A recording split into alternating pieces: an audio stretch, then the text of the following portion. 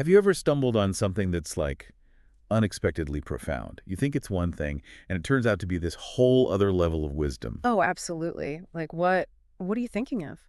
So Lola Nova's poetry. I started reading it, and honestly, it's like finding a self-help book disguised as poetry, all these insightful nuggets about life's ups and downs. It's interesting how poetry can do that, right? Speak to us personally, almost like a guide, in a way that maybe a self-help book can't always pull off. Exactly. And Lola Nova, she's fascinating. Contemporary Ukrainian poet, huge online following, writes in multiple languages. She's got this really global voice. Her work really resonates with people, doesn't it? And that's where we're diving into some excerpts from her podcast, In the Flow of Words, specifically episode 2, poems 6 through 10. Ah, yes. Those ones were especially insightful, weren't they? Really felt relevant to modern life and the stuff we all deal with. It's like a roadmap, almost. And instead of going line by line, we're using the episode structure. Hmm. So the description sets the mood, the summaries are our jumping off points, and then those common threads. Hmm. That's pure Lola Nova philosophy. I like that. Connecting the dots, getting the bigger picture. It's not just what she says, but why it matters, especially now. Exactly. Speaking of which, should we start with hope? Lola Nova originally titled it Einef, Let's. That one, especially with what's happening in Ukraine. It's about finding strength, even when things are really tough. and she uses such strong imagery, day and night, tears and laughter. You really feel that contrast, like finding the strength to keep going. And I think a lot of people, even if they're not dealing with war, the world can feel overwhelming. And that poem brings comfort even in dark times. There's that flicker of hope. She even calls hope an anchored bolt. Like you're being tossed around and then you grab onto something solid. Mhm. That's hope, that feeling that things will get better. That inner strength that gets you through the tough stuff, wouldn't you say? Absolutely. You know, it made me think about your project, the one you've been putting your heart into with the recent setbacks and all. Oh, yeah. It's about those moments when you have to dig deep, find that hope to keep moving forward. Have you been feeling that lately? Definitely been grappling with that. And it's funny you mention it because the poem doesn't say ignore the bad stuff.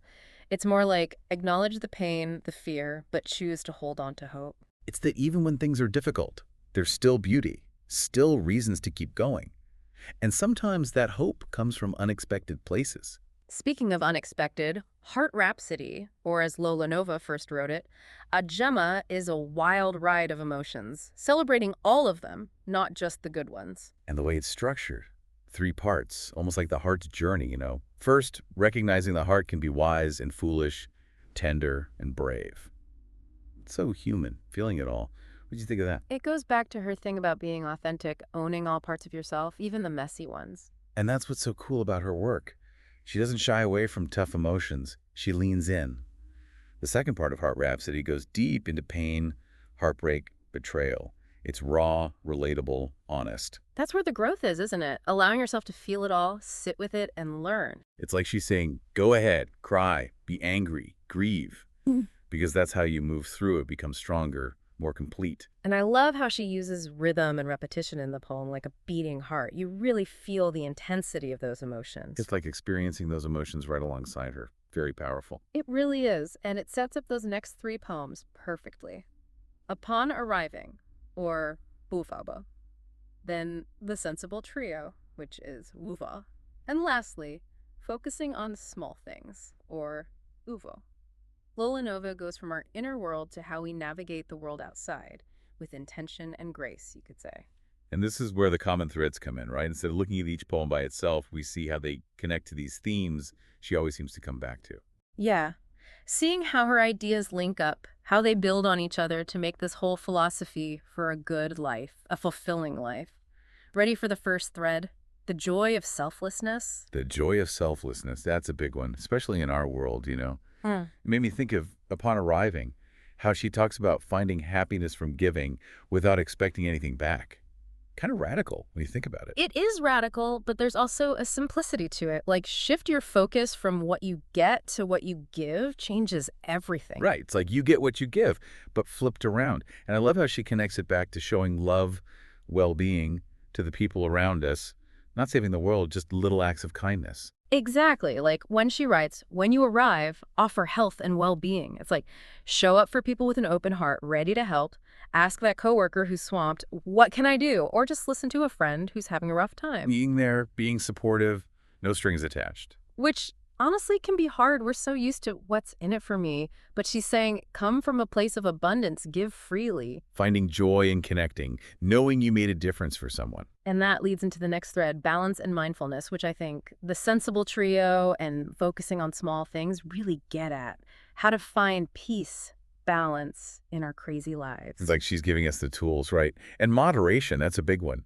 In the Sensible Trio, she talks about balance in everything, what you eat, what you say, even how you present yourself to the world.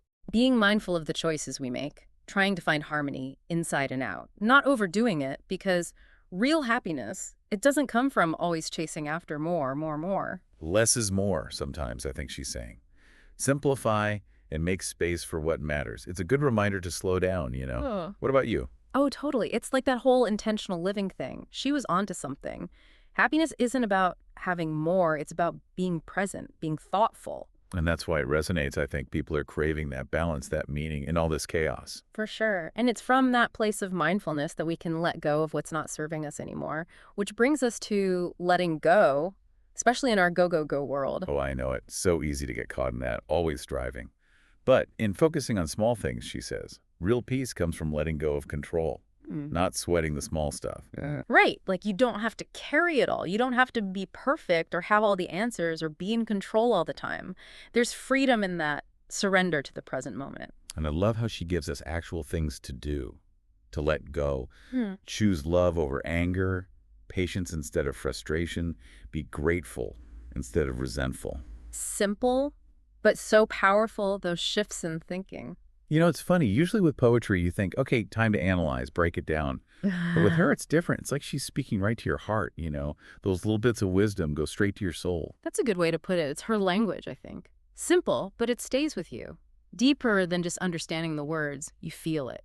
It's like she's saying what we all feel, but maybe can't put into words. That need to connect, to find meaning, to have some peace in all this craziness.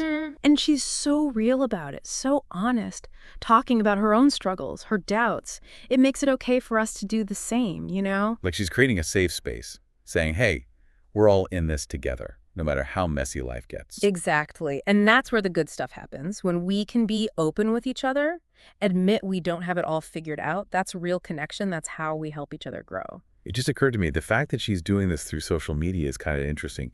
Talking about these deep things, hope, resilience, finding meaning, on platforms that are usually, what, all about quick hits and surface level stuff?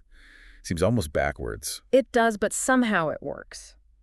She cuts through all that, creates a space to really think, to connect, where usually there isn't one. Like she's taking those platforms back for, I don't know, real conversations. Yeah. Slowing down, listening to each other. Which is what we all need more of, wouldn't you say? Big time. So as we wrap up this deep dive, I keep thinking about this. Yeah. Her poetry, it's a gift. The words themselves short, but also just her being so open and real in her work. And I get to choose what to do with that gift, right? Just enjoy the beauty of it or let it inspire us to be more hopeful, more resilient, find more joy in our own lives. And sometimes, just that act of accepting the gift, being open to changing, that's the most powerful part, like that little spark of hope she talks about. It might seem small, but it can light up your whole world. So as you go about your day, maybe a phrase from Lola will pop into your head. Maybe you'll be inspired to do something kind, take a deep breath when you're stressed, or just appreciate the good stuff around you. And in those moments, remember, you're not just reading or listening to poetry, you're part of something bigger, a conversation that can change your life, and maybe, just maybe, change the world around you too.